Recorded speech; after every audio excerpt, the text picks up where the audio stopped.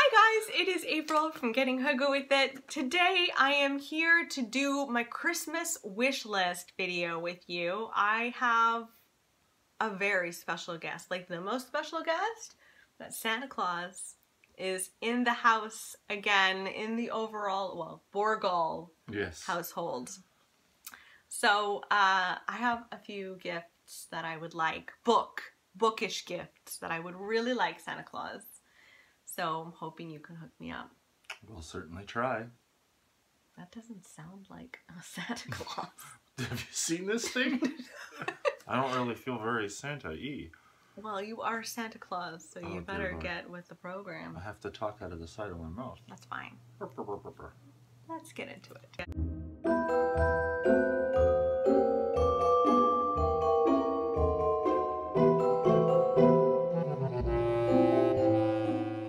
Books that I've asked for this year. There's so many good ones that have just come out. Some of them I've been wanting for a long time. Okay, so the first book I really, really want for Christmas this year is Becoming by Michelle Obama.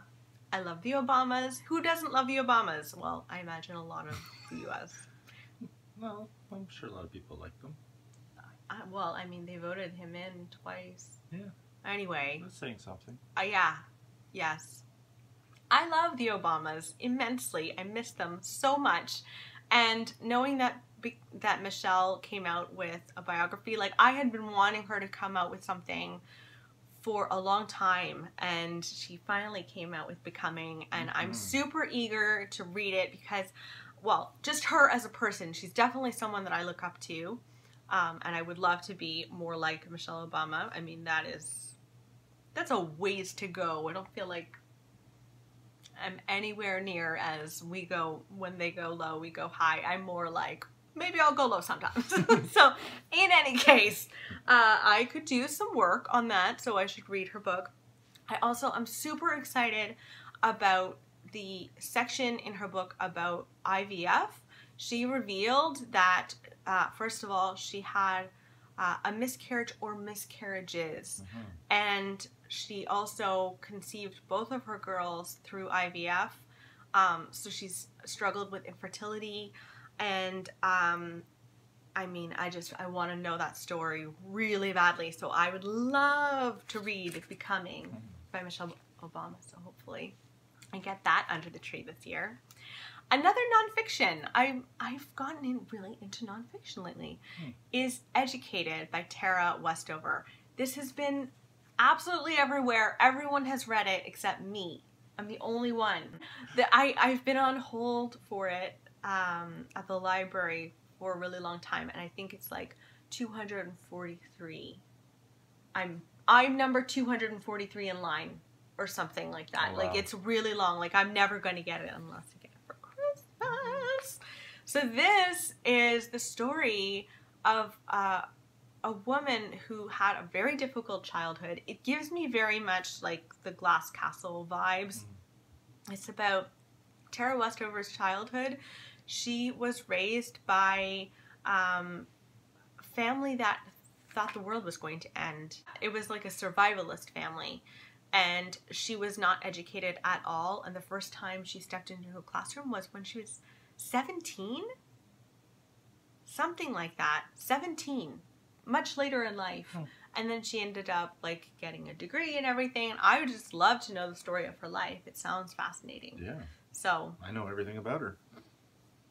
You do? Yeah. What do you mean? Well, I'm Santa Claus. I know everything about yeah, everybody. Of course you do.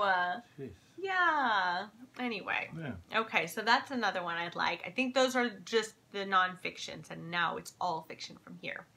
The next one I'd really love to get is Kill Creek by Scott Thomas. Now I want this because I went to my library and asked them to order Kill Creek. It's won awards and they refused to. My library for some reason is not very great when it comes to horror. They don't have a lot of horror books and they refuse to get them even when they won awards. Like I went to bat to get Kill Creek in the Ottawa Public Library, and it didn't work, sadly. But this is about a group of writers who go to a very famous haunted house. I think it's called Finch House. And it's in Kansas. And they go there one night and they are haunted, I think. They're all writers who write ghost stories and stuff, so I don't know if that would make them not believe in it or what, but they're all, I think, hired to go and experience this, and it's supposed to be really great. A lot of people on BookTube have loved it, and I've wanted to read it for a long time. So Kill Creek is on the list. And now we're getting into some series that I really want. So Karen Slaughter has a detective series. Now, you guys know how hard I struggle with detective series, but I love Karen Slaughter. She is a stellar writer, and I trust her so much. So I would like to start from the beginning with the Grant County series. And I really, really want the UK editions, which you can only get on Book Depository here in Canada. So I really want them. It's a long series, so I asked for the first 2 books. Even if I got the first book, I would be thrilled. The first book is called Blindsighted, and it takes place in Georgia. A young college professor is found murdered at a local diner, and the town pediatrician and coroner Sarah Linton, and we follow her throughout the whole series. She is doing the autopsy, and she realizes that this was a really twisted death, and then more and more deaths start happening in the town. I think one person is found crucified, which is super gross and awful, and she gets fully immersed into it. So that's book 1. The second book is called Kisscut, and this is book 2, and it takes place again in Georgia. One night, people usually go to this skating rink. It's like a tradition in the county, and one night there's a deadly shootout, and she gets involved. That doesn't sound nearly as like gruesome and twisted as the first one. It sounds more like, maybe not cozy murder, but I don't know. They sound incredibly different. But what's a cozy murder? Cozy mystery. Oh, sorry, a cozy mystery. Yeah, which are like. I'm like, how? There's no cozy murders. Well, how do you have a cozy murder? You don't sound like Santa Claus at all lately. I'm sorry. I don't know what happened. I'm trying to talk out of the side of my mouth. Yeah, so you're struggling. Okay, and then we need to increase our budget, I think, for next year. Maybe get yourself a little, because last year you were all flat ironed. You were flat ironed again this year, but you're really struggling. I don't know. I think maybe the budget should be more than $3. Anyway, the other books that I would really, really love to get are basically anything by Kate Atkinson. Life After Life, I mean, oh my god, so good. So Kate Atkinson, I found out, also wrote a detective series, and I totally trust her. So the first book in that series is Case Histories, and it follows 3 cases in here. The first is a little girl goes missing in the night. Second, a beautiful young office worker falls victim to a maniac's apparently random attack. In case 3, a new mother finds herself trapped in a hell of her own making with a very needy baby and a very demanding husband until a fit of rage creates a grisly, bloody escape. And so 30 years after the first incident happens, we've got Jackson Brody investigating all of the cases. Somehow they're all intermixed. I totally trust Kate to sort that out. The next book in the series is One Good Turn. This follows a group of people who go to the Edinburgh Festival, and they're all in line, I guess, to get in, and they all witness like a road rage incident, and a near homicidal attack happens, and it changes the lives of everyone involved. And then Jackson Brody gets involved with that.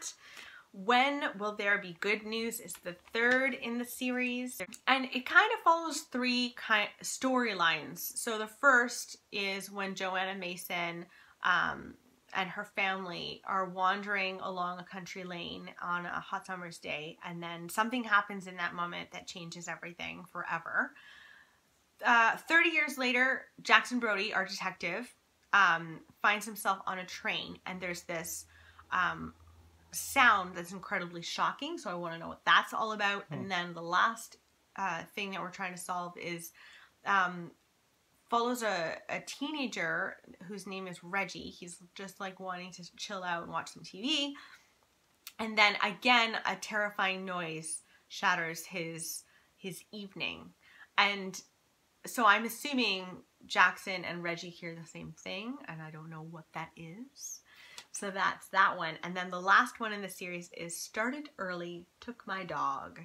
And this follows a woman named Tracy Waterhouse. She was a police detective. She's retired now. One day she's walking along the street and she sees a woman named Kelly Cross, who is an offender, like a repeat offender. And she's dragging this young child around through the town. And those two don't seem like a happy pair in any way. Suddenly, Tracy, is left with this child. We're also following Jackson Brody, who is involved in a different sort of rescue, which is rescuing an abused dog. I don't know, but Kate Atkinson is such a gorgeous writer. I'd read anything she writes, like literally anything. So that's that series. And then finally, I really want to read The Vanishing Act of Esme Lennox by Maggie O'Farrell. So Maggie O'Farrell, I have only read her nonfiction. She wrote I Am. You guys know how much I adored that. And in this book, this is fiction, follow a woman named Iris Lockhart. And one day she's at work and she receives a phone call that completely shocks her. She finds out that her great aunt Esme, who she didn't even know existed, is being released from Clodstone Hospital, where she's been locked away for like over 60 years. Now, Iris's grandma has always said that she was an only child, so she wants to find out who is Esme and what is her history. Why would her grandmother lie all this time? It sounds fantastic. Family secrets? Yes, I'm in. So that's a lot of books. There are a lot of books that I've asked for Christmas. Wow. But they all sound so good that I had to ask for them all. Maybe I'll get a few. Maybe. Or none. Depends if you're a good girl or not. But so far, so good? I don't know. It's on the fence. Why did we do this video at all? Thank you so much for joining me, Santa. No problem. Taking the time out from the North Pole. Yes, very busy time of season for me. Very busy. What have you been doing lately? I have been trying to come up with all these books that little boys and girls are asking for.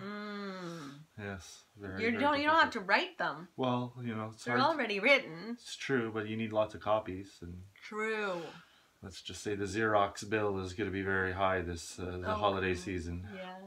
Sorry about that. No problem. Okay, well, thank you for joining me. No problem. Thank you guys for watching. Let me know in the comments below what you are asking for Christmas. And I will see you next time. Bye, guys. Merry Christmas. Where did you get this thing? This is horrible. I got it at the dollar store. Look, I got like a side thing going on. You're literally like Katie Holmes smiling. Yeah, you're the Katie Holmes Santa Claus. Yeah. I don't know. That or like Red Fuzz. Like Popeye or something. I couldn't find the one from last year, so I had to get you a new one. I just grabbed whatever one I could find. Yeah, apparently. Okay, let's go. Ho, ho, ho. What's that? I don't know. It was like a really horrible Popeye. Oh, yeah. He didn't have spinach. I don't remember. Didn't he said spinach a lot. That's all I know. He ate spinach a lot. But he said, "Give me spinach" or something like that. I don't know. How else would he get spinach if he didn't ask for it? So he could just go and purchase spinach. Yes. Why did he have to ask for it? And wasn't it in a can? It was. He would just squeeze it out and then... Oh, so gross. Yeah. Anyway, I don't know how we got there.